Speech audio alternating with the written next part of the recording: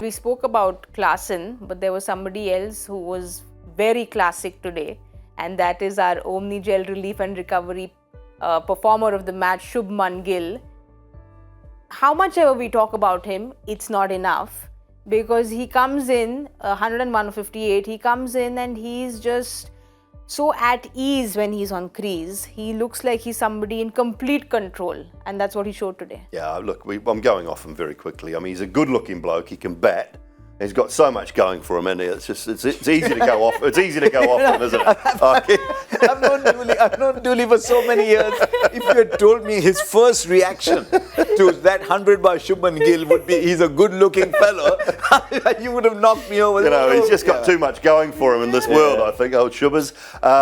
Absolutely brilliant. And it showed, didn't it? Because only he and Klaasen managed to look relatively comfortable on that surface, say a little bit earlier on as well, but it just showed the absolute class that he has, and I think we've known it for some time. We see glimpses of it, we see a lot of it at the international level. He was just superb tonight. Absolute, the timing, the placement, everything about him. There's one other batter that I saw many years ago. I got the feeling that about 3 inches around him, we talk about the aura around people, around 3 inches around him, the wind stopped, everything stopped, and everything just sort of went very slowly around him. That was Inzamam. And sometimes I look at this guy and I think I don't think he sweats. Yeah. Sorry. You know, Wilco used to tell us about Zahir Abbas. Yeah, That Zahir Abbas would come back and he would take off his gloves like that. And he said there wouldn't be a drop of sweat on them. He seems to me like someone like his world moves slowly.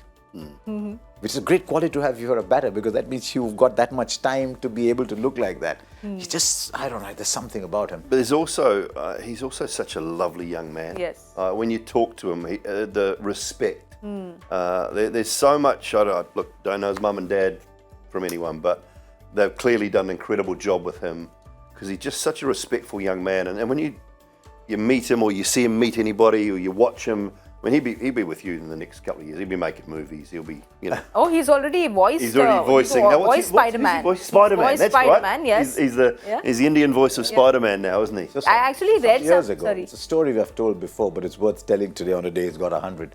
Some years ago, there's an under-19 World Cup going on. We're on WhatsApp.